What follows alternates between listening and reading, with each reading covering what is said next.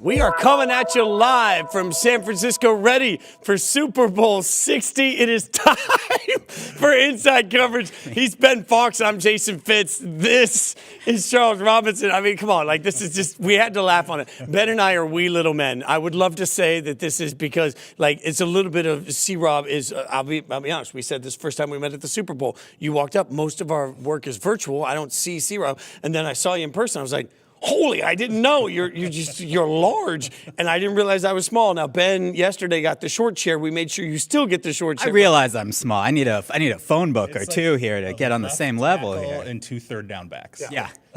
There is no doubt when we walk into the room, like if they were picking any athletic event, Ben and I we would open the door and be like, please, sir, you can go through first. First round draft pick right here. There is no doubt. Inside Coverage coming at you live from San Francisco. Super Bowl 60 right around the corner. Let's get right into it because we've got some injury updates out there everybody's talking about. Let's start with Drake May. Full participant in practice. Shoulder feels great. So how concerned are you right now? Just level of 1 to 10, C-Rob. What's your concern for Drake May's shoulder in this game? I mean, they've been talking about the shoulder for a while. It hasn't. I don't think it's shown any ill effects. You haven't heard anything coming out of practice. There's obviously, there's been pool reports. I think he's telling the truth. When he says, "Hey, I'm not. I'm healthy. I feel good. I'm not lying when I say this." I think it's legitimate. I almost wonder if there's a little bit of gamesmanship when you talk about Sam Darnold's taking a shot every game. It's like, how bad is Sam Darnold's injury? How bad is Drake May's injury? What kind of gamesmanship? Like when we get to Nick Eamon-Worry, I think that's a little bit different. But, with the quarterbacks, I'm pretty confident they're both going to be fine. And also, it's one game, right? So it's not like this is week 3 and we have the rest of the season. Like, he's going to take whatever medicine he needs for that. And ultimately, he'll play. I think he'll play well. But it's still an important thing. Also, important 2 weeks to the game, right? So this didn't happen after the AFC Championship game. Normal 1 week break. They've had an extra week here. Make sure he's healthy. Get it all ready. Yeah, and I think part of this is I don't want to stack layers here, C-Rob, but we're trying to figure out why Drake May, the playoff quarterback, hasn't necessarily looked the same as Drake May, the regular season quarterback. Now, part of that can be the quality of opponent. You have 3 top 5 defenses, but also when you hear shoulder injury, it makes everybody take a little breath like, okay, maybe that makes a little bit more sense. I don't know if it's confirmation bias, but it just feels like we're looking at it saying there's got to be something wrong because it just hasn't looked right over the course of the AFC playoff run. Yeah, I do. Again, I do. I think it's the quality of opponents they're playing. I don't think it's not as if look, he's thrown deep, right? It's not like we're sitting there staring at him and going, he's got a noodle arm all of a sudden. Like there's some kind of an issue, from that vantage. He's getting pressure. He's getting hit. And he's faced, talented fronts, people that have gotten to him. He's turned the ball over. And, also when you factor in the turnovers, that affects, I think, how a quarterback little gun shy. How you navigate. And, that's one of we'll get into it with the keys of the game. But I think his clock has probably been sped up a little with the defenses that he's faced, even though it's not like they didn't score points, throughout the play. Obviously in Denver they did. But, I mean, when you play a defense of that caliber, you play in that kind of weather. Do you think it's the shoulder, or do you think it's the fact that you're playing in Denver, you're playing against an elite defense, you're playing against a crowd that there's just everything about your process gets disrupted, and that was the biggest game of his career up until that point. And I do love your point on just feeling a little bit of the pressure and the heat that's coming at him. I saw a great breakdown this morning. I won't pretend to be a former offensive lineman. Jeff Saturday, Damian Woody did a really good film breakdown of we keep looking at the Patriots offensive line not playing well, and so much of it is miscommunication. Yeah. They're just getting beat all over the place, and they're not communicating well. So while we're sitting here saying they're getting beat by the blitz or beat by this or that, a little of this is the offensive line just isn't playing well, which then has Drake speeding everything up that he's doing on top of Drake getting hit. So all of these things, I think, Ben, sort of contribute to the version of Drake May we're getting today. Yeah, and important to remember, right? Drafted 4th overall, Will Campbell is still a rookie, right? So, and he's struggled obviously a bit in the playoffs, but when you have those communications, you have stunts, that's where the veteran offensive linemen really are going to be a little better as well, communicating that. You have a rookie, not to say his head's spinning or anything like that, but he's been an issue. There's going to be a big matchup in this game against Seattle's defensive line. That's going to be a big point of concern. And for Drake May, to your point, when you know you have a left tackle, you don't really have to worry. Right, if you don't have to worry about your blind side, you're gonna have a different mindset there. Versus, okay, I know I need to get rid of the ball quick because that pressure is coming. So we're not worried about Drake. The only other Patriot that seems to be an issue right now, Robert Spillane, did not practice, but he's made it clear that he believes he will be in uniform for this Super Bowl in his first season with the Patriots. Yeah, and the staff basically said he'll be fine. He'll go on game day. So I think that's another one of those. If it was in the middle of the season, if it wasn't the last game of the season, short week or something, short week, could be right? tough. Yeah, it's I don't think that's. I keep focusing on Eamon Ward. Like that's the one that I'm worried about for the Seahawks. Well, you got to give me a minute. Okay, I can't well, get to you know Eamon where Ward. we gotta. You know what? We'll get to Sam in a second. We'll go to Eamon Ward. For anyone that didn't see this, Eamon Ward injures his ankle in practice, and there's a video out there on social media now of him sort of gimpily getting his way into the hotel room. That being said, great job pulling this video up, but that being said, they have made him available. It seems like his teammate Kobe Bryant says he's good. He's going to be at the podium to speak. It feels like these are all good indicators, but I watched that video. Yeah. I don't know, man. When you're watching a guy limp into the hotel, it makes me a little nervous. I also don't trust though that it's Super Bowl week. You know the cameras are on you. I am concerned, but I don't always trust my eyes. I'm like, he's getting out of this SUV. He knows there's going to be people taking video of him, right? Do you limp a little extra? Like, is it throwing it? Here's my thing, and Ben and I were talking about this before we went on the air. Like, the Seahawks play a 4-2-5 defense, right? And where they have 2 linebackers on the field, you have 5 defensive backs, all predicated on speed. It's predicated on gap discipline. It allows them to be extremely aggressive, and they just play fast. He is the key to that. He's the X factor. He's the guy who allows you to play with 5 defensive backs because he can play pass rush for you, he can play box. I mean, he moves all over the place. Plus, this is the kind of game where I think if there is a player, Mike McDonald sits there and says, I'm going to throw something different. I'm going to throw a curveball. I'm going to do something that no one's seen thus far this season, and I'm going to take a guy who's no longer a rookie by the end of the season. It's going to be Nick Eamon. So if this is as serious as it might be, and I asked Ben, I said, well, let's see if his lateral movement is still there. How quick is he? I think we'll see that pretty quickly. But again, that's a guy that with that 4-2-5 alignment, he's absolutely key for them. And a really important chess piece, right? A guy who can cover tight ends, can cover running backs out of the backfield, which, again, we know that Seahawks defense is so good. They do give up some receptions to running backs, a lot of dink and dunk. Like, he is a guy that certain players on the defense are the ones you can't afford to lose and kind of are that force multiplier in a good way or a bad way. He's definitely that guy. So it's going to be really interesting to see first quarter, first couple of drives, how he looks. Are they sending him on those blitzes? Are they doing the same thing they would if he was 100% healthy? Or how does he look covering some of those tight ends in coverage? This is where I go full audition for the Weather Channel. But I do want to point out the weather on Sunday looks to be 58 degrees is the high currently, 51 is the low, 10% chance of rain. I say that not because most people care about the weather in San Francisco, but because field conditions, weather, all of these things. When I'm talking about an ankle injury to a safety that's going to be flying around the field, I would feel worse about this if we were talking about the Denver game where there's snow coming in the second half, traction's bad, or if we're talking about a massive monsoon coming through. We've been in San Francisco all week so far. The weather has been crystal clear and everything's been very perfect and there's very little precipitation everywhere. So I would expect a clean field, an easy field, a well-managed field, and the weather's just not going to be an issue. So that's the other variable, because I look at these things and always think about the first quarter is the easiest part of this game. He comes into there's no question he's going to play. What's it look like as the game goes on? Does it get stiff? Does he have lateral movement issues? To your point, the field conditions and the weather are not going to be a factor in this at all. Hopefully that helps him be the best version. And then halftime too. You have to manage it because now you're sitting, right? It's one Extended thing when half, and you're right, exactly, an extended halftime. So, any time where you're dealing with a situation where I assume they'll prep him before the game. I assume if it's he's going to get a shot, right? I would assume if it's that bad, then at halftime, it's a management issue. It's keeping him warm, keeping him loose.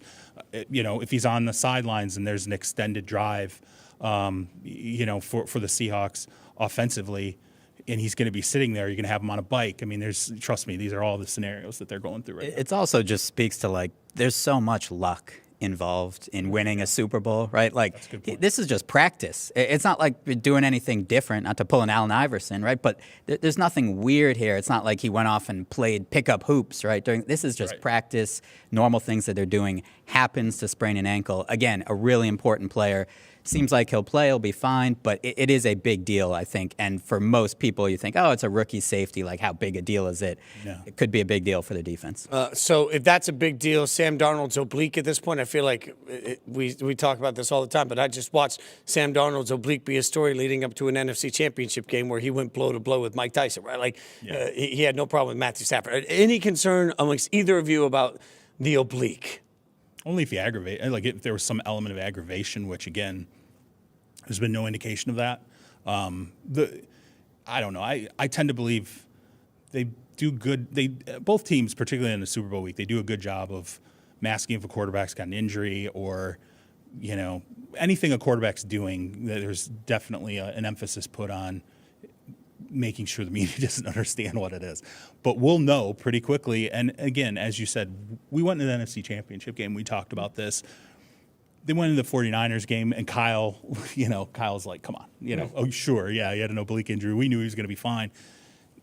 Up until this point, I think when you go through the NFC Championship game and you play like that, and then you've got 2 weeks, unless there's an aggravation, I think he's going to be better than he was going in the NFC. But to that point, again, things you can't control. You're getting tackled, right? You twist the wrong way, something happened. And Drake May, same thing. You get taken to the ground, where it seemed like that happened in the Denver game was just kind of a random run, right, where he got tackled the wrong way. If that happens again, now all of a sudden, how does that feel? Are we looking at backup quarterbacks? So there is something to be said for that re-aggravation. I think going into the game, not much of a concern. Well, the risk is the risk, right? I mean, for any of these guys. Eamon Warry could have somebody roll up on him. Yep. Drake May could get blindsided, and then the next thing you know, okay, well, now it is an issue. There's just greater risk because you have something going into the game. Absolutely. There's also the fact, as we all know, though, by the time you get to this season, every one of these players on the field feels like they've already been hit by a tank 30 times. So certainly nobody's fully healthy. There's some other news and notes in the league right now that are significant we want to get you caught up on. One that really interested me, the Rams 49ers will play in Melbourne next year for the NFL's first ever game in Australia. All right, this one interests me because a humble brag, and it's just my life. I've been to Australia multiple times. And as I was telling Ben earlier, for everywhere I've ever been, Japan, China, Taiwan, all these places overseas.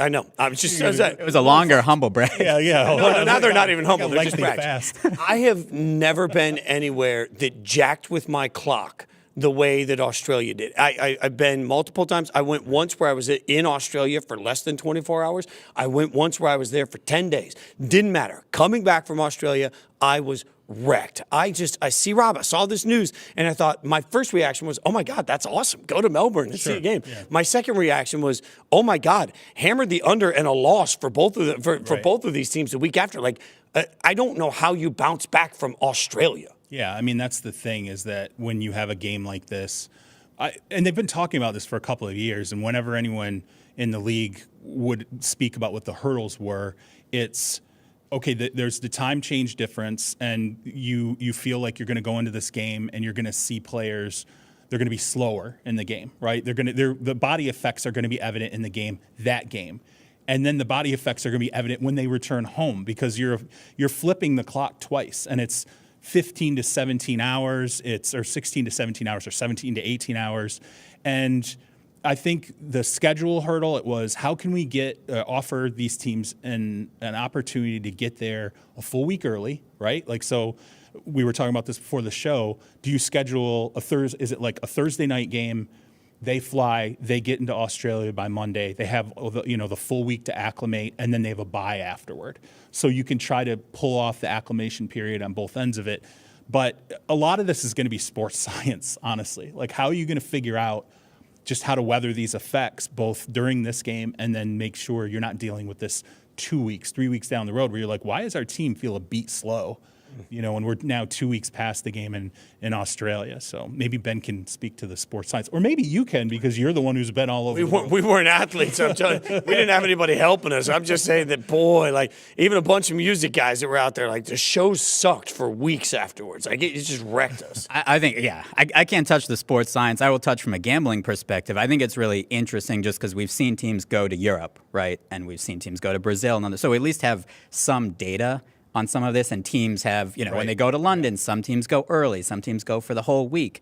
We don't have any data on this, and so generally in sports betting, that means there's an opportunity because you have as much information as the bookmakers do for this. So it's going to be fascinating to see. Also really important just because it's taking a home game. I believe the Rams are the home team, home in quotation mark. Like that's taking a home game away from them in a really important division. We saw how close that division was this year. You would assume it's going to be close next year, assuming Matthew Stafford's there, as we'll talk about later. But it's a really interesting, just because we haven't seen it before, we don't know what that game is going to look like. And then, to I think Charles's point, what happens after, later in the season, the next week, and then in a couple weeks as well. There's certain teams, right? We see the next week, I think this season, after teams played the Bears, right? They didn't play well. Physical, cold game. There's certain teams we have that. We haven't necessarily had that for travel because no one's gone to Australia. So it's going to be really interesting to see kind of what that line looks like relative to if it was Rams 49ers in LA, and then how that impacts the teams throughout the season. They're also giving us a divisional matchup that's going to matter in the playoff standings in theory, with two teams that should be in the playoff conversation, they hope, in the NFC next year. This is the sort of game that I know it's not good for the global growth, but to me, you bury an NFC versus AFC, whatever your worst NFC, AFC matchup looks like right now, that's the one you send to Australia because you're like, hey, at least we're not screwing up the whole playoff process. Like, for anyone that doesn't know, you actually cross the international date line when you fly to Australia. So if it's a flight that you leave on Friday and you would land on Saturday, you actually land on Sunday in Australia. And when you leave Australia on Monday, you arrive back on Monday at basically the same time you left. Like, your body just can't. So I have fallen in love in the last month with the international series. I've decided it's so cool to go see your team somewhere. This one just feels like we are stretching a little bit of how far we can go. I don't think you can stretch it. Where are you going to go? Much further. Right. But realistically, where are you going to go? That's going to be a bigger, time change than this. There really isn't. This is it. This is kind of the boundary. So as Ben said, we don't have the data on it. It's going to be fascinating to see. I mean, maybe this could be a disaster, right? Maybe both franchises come out of this and they're like, this wrecked us for a month. And other teams hear that. Frankly, other owners hear that. They're going to, let's maybe Australia is not that. Like what do the TV contracts look like in Australia? Maybe that international audience is not necessarily the one that. It's also from an injury perspective, right? We see this as well, like NBA and other leagues. Do you want someone who's questionable to get on a 15-hour flight to Australia and then not play and then have another fifth? So I think the injury report that week will also be fascinating, where maybe people get ruled out early, they don't actually travel. There's just so much that's going to go into that game. Give me a lot of Russell Wilson high knees. Oh, God. Down the aisle. There's also going to need to be a lot of snacks on the plane because you got some big boys. Speaking of the big boys, Eagles offensive line coach Jeff Stoutland not returning next season. Now, many of you may be rolling your eyes saying, okay, an offensive line coach isn't returning. I talked to a couple of guys I know that played in the league, and the immediate reaction, they were offensive linemen, was, oh, my God, right? I think this is one of the rare instances, guys, where C-Rob, I'm looking at an offensive line coach that is so significant, and I'm also asking, what the heck is going on in Philly? Yeah, I mean, it's in terms of the second question about, what's going on in Philly, they changed their run concepts in the middle of the season. The run game obviously was struggling early on. All of a sudden, they start throwing a sixth offensive lineman out there, and you're like, how much is Jeff Stoutland a part of this? You didn't really know until it got later in the season, and you started to hear, hey, there might be some friction here between Jeff Stoutland and, Nick Sirianni and where this is really going. But I'll just tell you this about Stoutland straight up. I have had multiple people across the league tell me they thought that Philadelphia had a very distinct advantage over every other team, every other team in the league, because Jeff Stoutland could take college offensive linemen or guys who just did not know how to really play the position, and he could turn them into starting NFL players. A Mekhi Becton, he can reclaim that guy's career. Jordan Mailata, he talks about him as just straight up like, that's my guy. He went on a primetime game and said Stoutland University. I mean, that is a real thing. And the thought process was, I literally had a GM tell me that guy is worth his weight in gold, and if he ever becomes available, and this was like 2 years ago, no one thought that would ever happen. If he ever becomes available, he will be the highest paid non-coordinator head coach in the league if he gets out in the market. Yeah, I mean, there's a lot of reasons, money being one of them, that Saquon Barkley wanted to go to Philadelphia, right? Running behind that offensive line and just knowing Lane Johnson, Jordan Mailata, Jason Kelsey was there. You're churning out these offensive line year after year that is really good. And to see Rob's point, offensive line and coaching is such kind of like a black box. Like a guy comes from college, he gets picked in the first round, you assume like, all right, he'll be really good. And there's so much coaching and what team he goes to and how's the quarterback. Like, there's so much that goes into it. And the Eagles consistently just have that really good offensive line. And the number one complaint now, I think, with the draft is that there are too many offensive linemen coming from college where they're not NFL ready. They're just not, even first-round picks. Like these guys, we have to teach them how to play offensive line at our level. Stoutland is the guy who can do that. And I think that's why he's going to be in demand the second he decides he wants to coach. And the Eagles, like, we were talking about this before. Has there ever been a less happy, successful team every season? Like, everyone is unhappy. They just won the Super Bowl a couple years ago. It seems like every week there's A.J. Brown's reading a book. There's all this stuff going on. Just bizarre. There seems to be some sort of an issue internally with Philadelphia. But most importantly, I will remind everybody, Stoutland said he won't return to the Eagles next season. I think verbiage matters. He did not say he's not going to coach next season. Right. So to see Rob's point, you're now looking at somebody that looks like they're going to be wildly in demand. Real quick, you would expect he coaches somewhere else? I think if he wants to, he'll absolutely coach. Yeah, there's no doubt in my mind, unless the Eagles are sitting there saying, I mean, I don't know. Honestly, I don't know what his contract situation is with the Eagles. So, but if it was a situation where I had to trade a draft asset for him, I would trade a draft asset for him. That's staggering, and it speaks to the fact that his agent, like the phone's blowing up right now, especially with 10 new head coaches across the NFL, all building new staffs. Right now, everybody's trying to cherry pick their favorite coordinator, and Stoutland is somebody that guys that played the game will tell you makes a tangible difference. As C-Rob said, he changes people. So offensive line is an issue across the league. He can help fix. All right, coming up, we got plenty to get to in this game and what it means, including, is there a possibility that Matt Stafford tonight at the NFL Honors could win the MVP and then actually walk away? If that happens, what are the Rams going to do? We'll figure it out next on Inside Coverage on Yahoo Sports. One school that's doing some work in there right now, very quietly, is the Florida Gators. At the time of us taping this, Florida is sitting there with a top 10 class. And you're like, JD, wait a second. Florida's got a top 10 class? Who have they added? And I think this portal class in general for John Summerall is a good reflection of just the overall vibe, attitude, persona of what you're going to get from John Summerall during his time in Gainesville. And I've been thinking about the Denver Nuggets here for a little bit. Jamal Murray's gonna have to carry a torch during this program. Like, it's I know it's the Fresh Prince of Bel-Air looking around and no furniture around, but hey, he's gonna have to figure it out. What I will say that helps Denver is the return of this version of Aaron Gordon. And I very specifically mean this version of Aaron Gordon. And I know you might have a twinge of concern that he may do too much, but it was good early and they need it now. Have you had a chance to kind of unpack all of it? Yeah, I don't know that I have yet. I think it's just another reminder of how wild pro football can be. I've lived it so many times. I mean, I think going back a little over 2 years ago when I tore my Achilles to now, there's been a lot of curveballs and a lot of change. And I was told a long time ago in pro football, you got to be comfortable with being uncomfortable. And I'm reminded of that time and again. How long do you feel like that window is with Lamar, though? I think you can get 2 more years of Lamar as a locked-in top 5 guy. And then I think after that is when it's like, okay, maybe he ages to more being a top 12 guy, which is still good. Maybe more of a tier 2 guy in my brain. and then it kind of ages from there. Russ went from like a tier 2 guy that fell off to a tier 3, tier 4 guy. You're going to have that drop off at some point in your career. Welcome back to Inside Coverage, coming at you live from San Francisco, getting ready for Super Bowl 60. Ben Fawkes, Charles Robinson, I'm Jason Fitz, and obviously the game is just a few days away, but the NFL honors are just hours away. And tonight we will find out who the MVP of the NFL is. Could very well be Matt Stafford.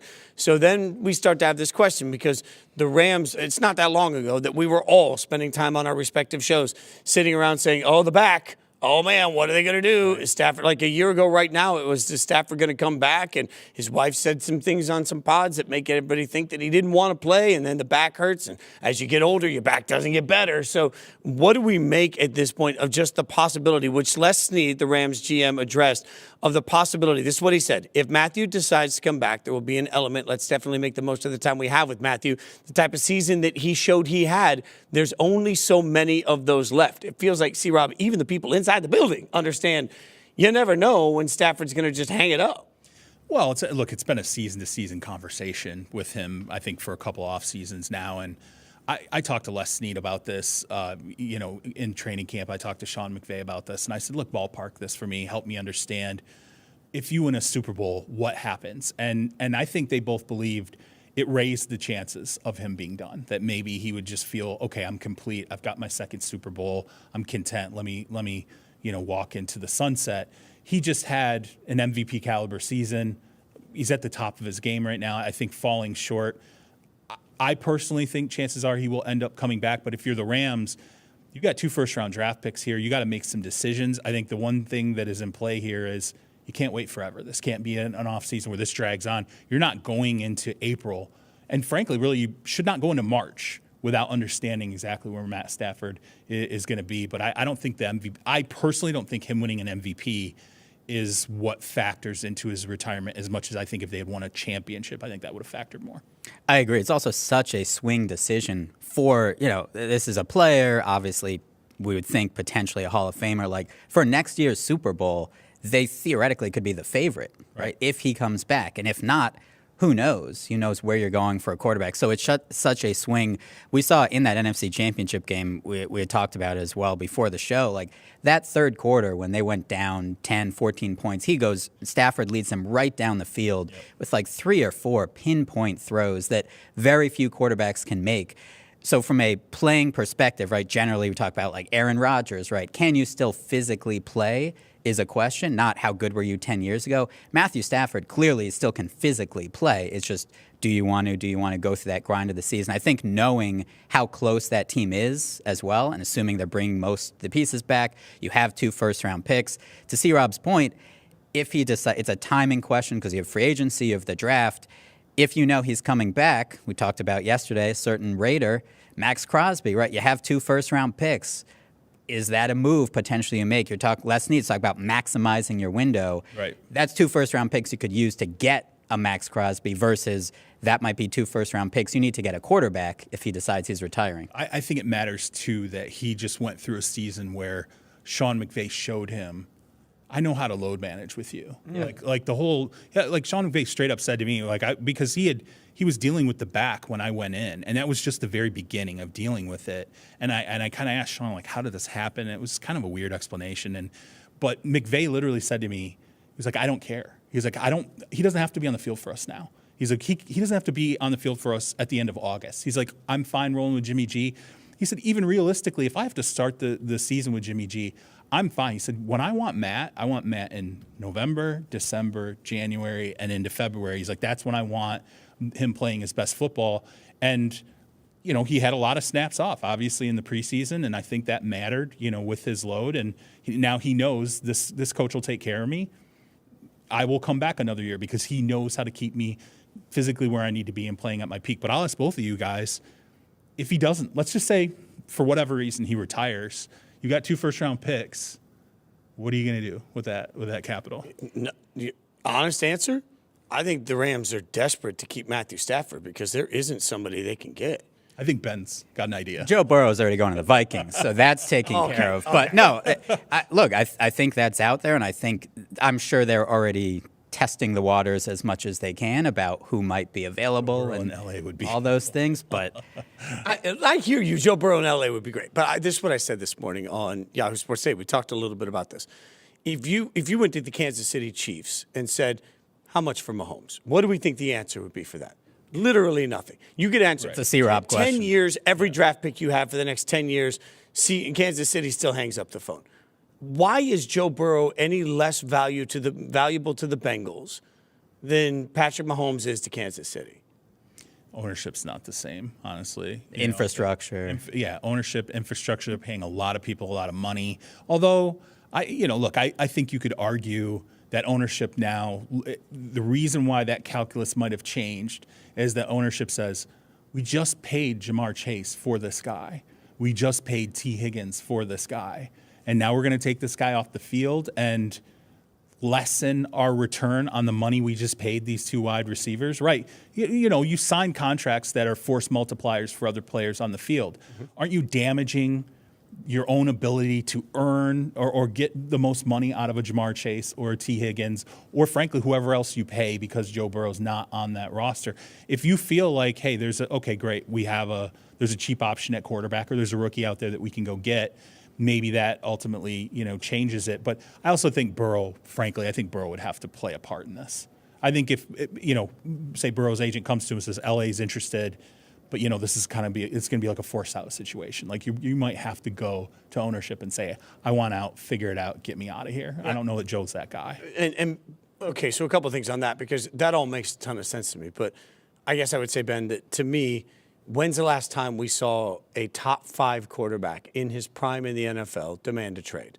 And then while everybody's trying to figure that one out. Well, theoretically, it was Deshaun Watson in Houston. And Carson Palmer, I don't know if he'd be a top 5 quarterback. Carson Palmer was just he was he'd gone. Stafford, obviously, I don't know that he demanded a trade, but Stafford and the Lions figured out it was best. But even in that situation, the Lions had a path to a bunch of draft picks and somebody that could at least bridge the gap. Joe Montana, when he was traded from the 49ers, well, that was because they wanted Steve Young to take over. Like, there was somebody there to bridge the gap. My first question whenever anybody thinks, that there's a possibility of Joe Burrow being traded is, who's the quarterback of the Bengals next year? Right. They don't have a path to anybody either. And this is, I think, combined draft and free agency, this is the worst offseason we've ever seen for the quarterback position in the NFL. Like, Malik Willis is your best free agent. Fernando Mendoza is your only quarterback that has a first-round grade. I talked to Nate Tice last night, and he said, well, Garrett Nussmeier's getting a third-round grade on it now, and some people kind of like Ty Simpson. Like, that's honest where we are. That's why I think the Rams right now are just praying at the altar of the feet of Matthew Stafford. They need another year because next year's quarterback class looks a little bit better. If I'm the Rams, I'm taking those 2 first-round picks. I'm getting out of this year's draft. I'm trading them to next year's draft so I can have as many picks as possible to try and get a top 4 guy next year, because you can't guarantee you can out-suck everybody that's going to be bad. Yeah, and Les Snead's been high on Arch Manning. Obviously, Arch Manning's moving to the 2027 draft instead of the 2026. Look, if you can parlay those, if you can bring Stafford back into the fold, let's say you take those 2 first-round picks and you just move back. Let's just say you're figuring out, okay, let's find some combination that gets us an extra second-round pick next year, and then we take our shot ultimately at Arch Manning. Sure, I can see all that. But, I mean, to Ben's point, Les came out and said it. If he comes back, you're trying to maximize this as much as possible. So, to me, you spend those first-round picks on making sure you're giving Matthew Stafford everything you can so that you can win another Super Bowl. And you know what? If you win another Super Bowl and he retires and then you go into quarterback purgatory for a year, who cares? He'll take it. And by the way, most quarterbacks, if they're going to get traded or if you're going to go anywhere as a free agent, which there's really nobody there's no free agents anymore. If there's movement, who do you want to be with? I would want to go to LA and to be with Sean McVay, right? So there's always that kind of ace up their sleeve in terms of just a desire, to attract a quarterback. And they are right there. Like, we can't emphasize that enough. You have to judge Stafford as well by how well he played against the best defense. If we say that Seattle, he had 580 yards, 6 touchdowns, no picks. Like, he wasn't the reason they lost that game. Special teams was in arguably both games, right? And the defense. So potentially you can use those picks on defense as well. Like, that offense is pretty set with Matthew Stafford, the offensive line, the weapons. It's such a big decision. You're right, and Rams fans are going to be just apoplectic over special teams for a long time because of what happened this year and the way their season went down. Not the only thing that we have our eyeballs on for tonight, though, because also we'll find out more about the Hall of Fame, obviously.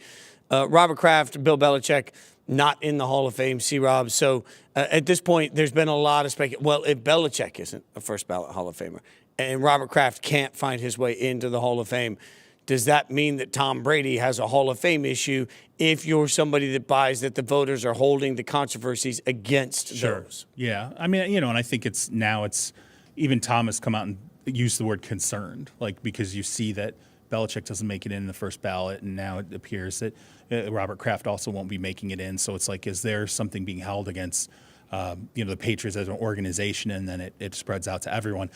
I think Tom's going to be different, and it's interesting because Ben and I, we went out to dinner last night with a couple guys, and Thanks for the yeah, sorry, well, you know what, I never heard about the happy hour, so we could just go. Yeah, there we go. My bad. Here's the thing, though, with Tom Brady, what are you going to hold against him? Like, if the voters are going to sit here and say, you can't, I'm a voter, and I'm not going to make you a first ballot Hall of Famer because of the fact that you got suspended 4 games, right? And so you had a 4-game suspension in your career. Well, guess what? You made Julius Peppers a first ballot Hall of Famer. He got suspended 4 games his rookie season when he was leading the NFL with 12 sacks. Okay, so you got to take that off the table, or you're moving the goalposts, right? Well, he didn't. Maybe he didn't. There's this perception that because of the suspension, the reason that drove that suspension was that he didn't cooperate with an NFL investigation, right? So you're saying, well, the NFL investigated him, he didn't cooperate, so I'm not going to vote for him because of that. Brett Favre. There was the Jen Sturger investigation. Brett Favre also did not cooperate. He was fined $60,000 by the league. He retired before the league could ever suspend him, and he got in first ballot. So you can't hold that against Tom, not, this idea that he didn't cooperate, right? You're once again moving the goalposts. And by the way, even with Deflategate, the science of whether it mattered or not, I think is now, it's in debate. Like, once that was all hashed out, and the league spent the next season taking PSI numbers on footballs and kind of seeing, like, how accurate is this? How much does the pressure change? And then the league said, well, we're not going to give you any of that data. Well, why wouldn't you do that the year after all this happened? So I just, and I will say this, I do think there are some Hall of Fame voters that if Tom Brady did not get in on the first ballot, I think they would resign. I truly believe that. I think there are some Hall of Fame voters where that's just a bridge too far. Yeah, I mean, he's the man who knows all the Hall of Fame votes. He's saying, I have information. I don't have a vote, by the way. Got all the What information. you're saying makes I will say, I have several friends, as we all do, that are Hall of Fame voters. And watching them just get destroyed, it's difficult. Like, it's hard for me to watch people that I know care immensely about the process. And who work hard on it. Right. Yeah. That's the other part of it. Like, I think there's this concept that a lot of people walk into that room with a vendetta. And in my experience, at least with the Hall of Fame voters that I call friends, they walk into that room with like a gravitas, with an understanding like this matters. And there isn't a vendetta. There's a want to get it perfect. I think that the Hall of Fame voters that voted for Bill were as surprised he didn't make it in, some of them, as the rest of us, right? So, I think that it's different to say the sweeping generalization is there's a Hall of Fame problem. I think that there's a procedural problem, and I think that it's fair to say I personally want to see transparency in votes. I've said all of these things on the record. But I to your point, I can see where at some point the juice isn't worth the squeeze anymore. If you have a vote, you take it seriously, you didn't vote for the winner, the people named, and all of a sudden you've got to deal with this blowback that you had nothing to do with. Yeah, and by the way, Ben and I had a conversation with a Hall of Fame voter who told us he thinks it's gotten better. Like, he thinks the room's better than it used to be. That it's that more people are, just in terms of like the due diligence and the work and the heart, like the seriousness that they take it is a very good room right now. So, it seems like a one-off situation, but I just can't. There's no way Brady, to me, there's no way he has any. Yeah, I think also, just speaking from my perspective, I didn't know there was you only vote for 3, right? And how many, 5, right? How many get in? And so some of that, as well as the rules are changing. I'm not sure the public knows all that. Whereas in baseball, right, it's generally been the same. So you kind of know the threshold, you know what's going to happen. And so I think that's what everyone reacted to, right, is the headline. Oh, Bill Belichick, not in the Hall of Fame. That's wild. And then when you actually kind of get to what happened and how we could have gotten there, it makes more sense. Now, you still end up with a headline, which is wild and not how it should be. But I think it's so much more that procedural, and that you assume will get fixed at some point, maybe even as soon as next year. But it just has led to so much conversation, unfortunately, about the procedure and that outrage as opposed to the guys who are actually getting in. If you have to explain your procedures to make everybody understand why something so egregious has happened, then your procedures were wrong. And I agree with everybody. I think they'll get this figured out for sure.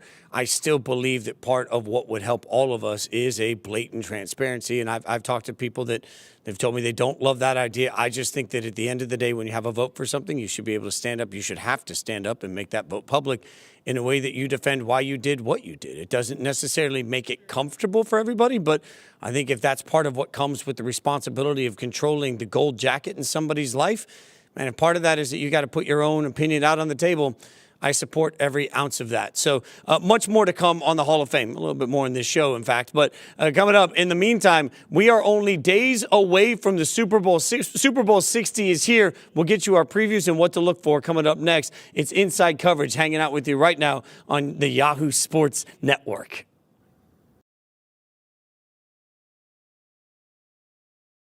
Penn State has imported Iowa State. It's the best way I could explain it. Penn State has now taken Rocco Beck. They took RB1. They took wide receiver 1. They took 3 offensive linemen. I detest that this is how college football works at the moment, but it's the way it works at the moment. And that is when you take a head coach, part of the thinking behind hiring the head coach is who he can bring with him. And in Matt Campbell's case, it was basically whoever he wants. I'm very fascinated to see which direction they go here, because I think that Roman, this is the deal with him. He's not terrible. He's not offensive as an offensive coordinator, but he can get you to a certain point. You need somebody else to get you to the next point. I think he's done a good job with Herbert getting him to run more and getting him to push the ball down the field. Now I'd like to see, someone kind of just, again, give him some more quicker options. That's the type of stuff I'd like to see from the next coach.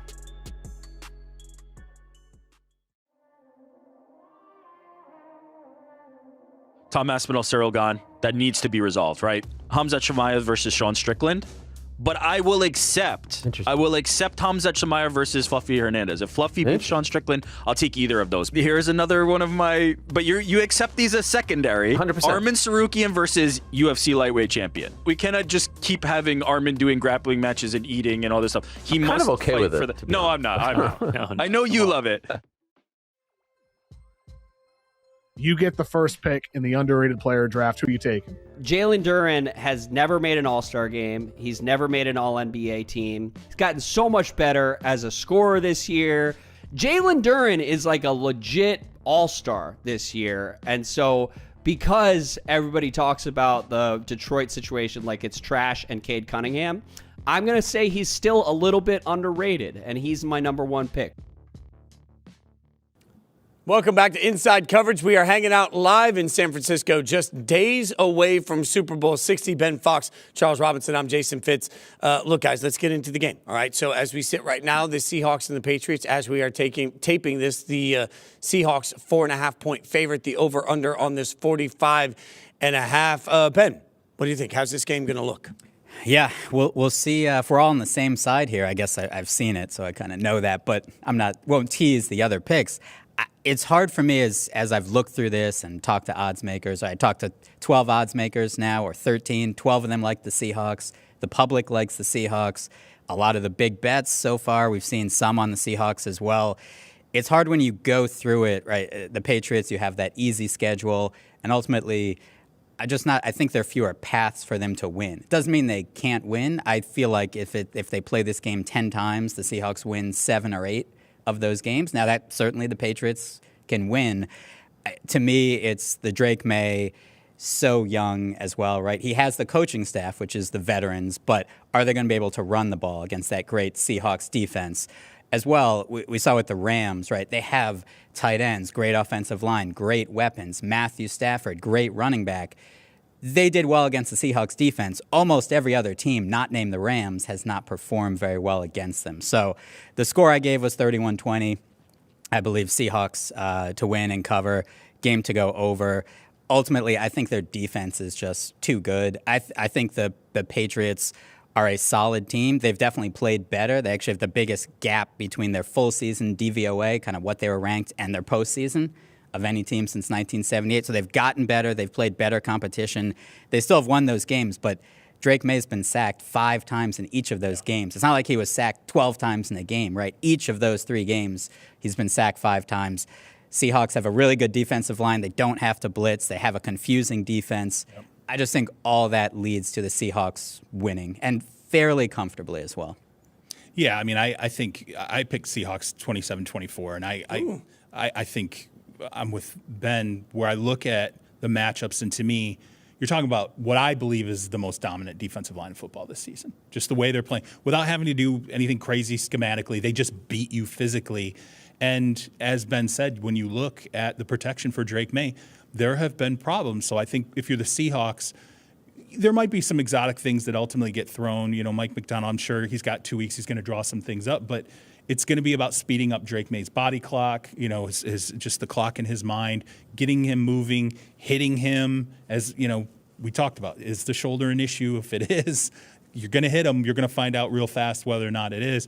I think other keys to me, though, you know, Jackson Smith and Jigba, Christian Gonzalez on the other side for the Patriots, I think is a huge matchup. I think special teams, and again, what were you saying? Number 2 DVOA for the Seahawks. For the Seahawks. Patriots around 20th. Yeah, so you have the number 2 DVOA in special teams for the Seahawks. I think Rashid Shaheed. I told Ben, I said, the one thing that I think could change this game in favor of either team is there an X factor player who can suddenly do something that flips the game, sort of how Rashid Shaheed did, you know, near the end of the regular season when he returns, a kick for a touchdown against the Rams, and then the complexion of that game changes. It goes to overtime, and the Seahawks win that game. I think Travion Henderson's that guy with the speed for the New England Patriots. So I'm like, is there one guy who just has the ability to rip off a special teams touchdown, an 80-yard touchdown run, something that just stuns the other team and changes the complexion? But Seattle's defense is just so good. I think Mike McDonald has such a great schemer, the way he calls it, and then the 4-2-5 is so difficult to deal with from a speed standpoint that unless Nick Eamon-Mori that comes into play and it changes things, I just hard for me to believe that they have everything to handle that Seattle defense. And to see Rob's point too, they blitz at a bottom 10 rate, but get a top 10 rate in pressure, right? Yep. And then when Mike McDonald, calculated blitzer, when he does send 5 or more, they have the highest pressure rate in the league, right? So he's very good at knowing when to send pressure. When they do, it's worked. And Drake May, so far this postseason, when there's been pressure, it hasn't been great for him. It's generally led to sacks as well. So, and Seahawks defense just number 1 against quick throws, like number 1 against the run. I think number 2 in EPA per play, number 3 in success rate. Like you just keep going down. There's not a lot of weak points there. Like we said, that's a small injury with Eamon-Mori could matter a little bit. It's just tough for me to see, as well as they don't have that guy, Stephon Diggs a little older. They don't have that Puka Nacua, that JSN that's just like, hey, we need a play, get open. It could happen, Kayshon Boutte and some others, but it's tough against that defense. You need that guy who he can get open no matter what. Yeah, Wade Phillips, one of the greatest defensive coordinators in NFL history. I'll never forget him telling me one time, he said, look, if you can play hat on hat with the front 4 guys and you don't have to do anything else to get pressure, it is the dream of your lifetime to be able to play with a front line that can get pressure without you having to do anything exotic and just let guys go out and maul. I think Seattle's got that kind of defense. Yeah, and I'll go back to when Mike McDonald left the Ravens. The Ravens players at the time said it took a second to learn that defense, but part of that reason it took a second to learn that was because they do so much from one spot. So even though it looks the same, where it goes from the beginning is wildly different. And I really put that into my brain year 1 with the Seahawks and said, okay, this is going to be a 2 or 3 year process. I think what we're seeing right now is now you've got a bunch of young guys that are really comfortable in that defense. They're really comfortable flying around. Yep. And then I'll go back to what we saw, particularly in the first half of the AFC Championship game, where part of the reason I didn't like Sean Payton not taking points in that game early on was because it was clear that Drake May was confused. Even when he did have time in the first half of that game, he didn't know where to go with the football. So to me, my only fear that I would have if I'm Seattle is, do I get myself in a situation where everything else is covered, we're all over the place, and Drake May's legs start to beat us? Like, that's the way I think the Patriots can sustain drives. Yeah. That being said, I think that their ability to disguise what they're doing is going to make Drake May see ghosts. And now all of a sudden you're taking on an offense in Seattle that is absolutely spectacular. The Rams know the Seahawks better than anybody in the world. They had a week to get ready for an opponent that they have studied, and I know their secondary wasn't what anybody wanted. But what did you get in that NFC Championship game? 100 yards receiving for JSN in the first half, right? Like their ability to move him around, find a way to get him open, that's going to put strain on that Patriots defense throughout the entirety of this thing. I know that their defense has been really good in the playoffs. They haven't played an offense like this. So to your point, when you also add the special teams in this, I think Shaheed could break in and all of a sudden a 7-0 game becomes a 10-0 game. We're a little uncomfortable. Then it's a 17-0 game. And now Drake May's having to drop back. And Drake May having to drop back is how I get to this math. Like the reason I think this is going to be just a bludgeoning. I'm sorry, Patriots fans. I hope I'm wrong. I want a close Super Bowl. I think this is going to be a slaughter. And I think it's going to be a slaughter because Seattle can absolutely press every which way. And I just think that is going to be the only thing that would make me uncomfortable is can Drake's legs get something done, and does Sam Darnold see ghosts? Because we know that has been like that's the one thing. But that's not who Sam Darnold just was. So if I'm fair to who Sam Darnold has been in the playoffs, and I'm fair to who Drake May has been in the playoffs, I have a hard time finding a competitive Super Bowl. And, the one thing I will say, though, let's not discount when you've watched the Patriots over the balance of the season, for whatever reason, they play to the team that's in front of them. Like whatever, I mean, they raise their level of play. Sometimes they lower their level of play, but they play to the team that's in front of them. And Mike Vrabel, you give Mike Vrabel 2 weeks, to figure out a game plan. I'll never forget one time listening to Patrick Mahomes talk about Mike Vrabel and just how much it was when Vrabel was coaching Tennessee and how he hated facing the Titans because he was like, it drives you nuts with what he prepares for. Like his defense is just what they do, the scheme that they run, the way that, he'll shift things, he'll post snap, all the things that occur.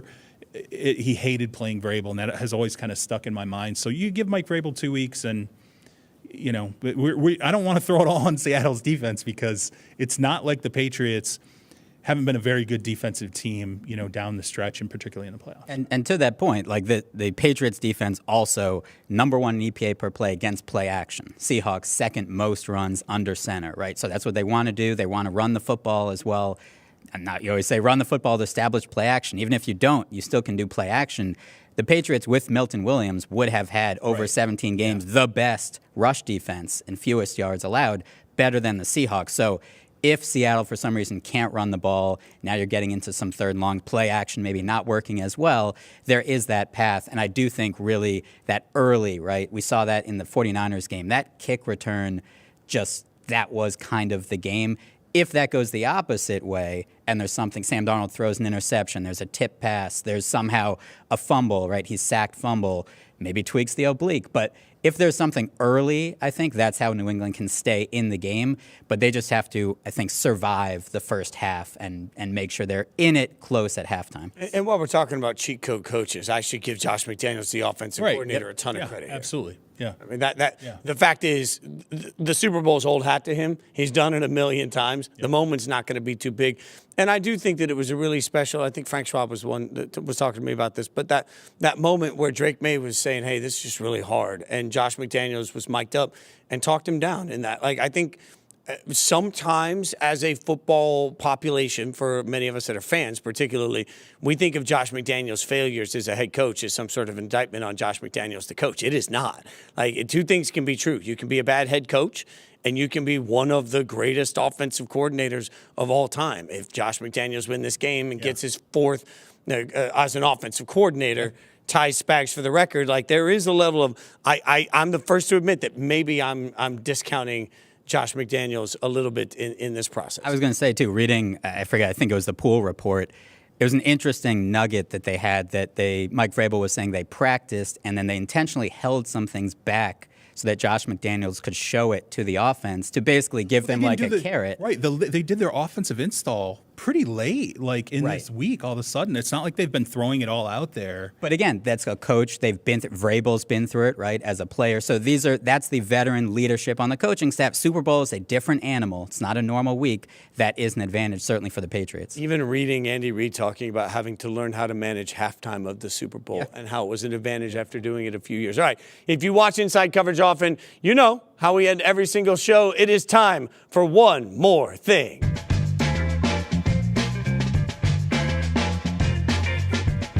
We got the music. I just like the music. The music is happening. It was making me dance. All right, C-Rob, one more thing. What do you got for us? I just wanted to tell you, there was one time where Ben and I were on a Friday show and the music didn't come on, and Ben and I were like this. Just like waiting for the music. Roll it. Yeah, roll the music. My one more thing. I think it's crazy when you think about the opportunity that Sam Darnold has in front of him right now, but $33.5 million annual average value on the last 2 years of his deal.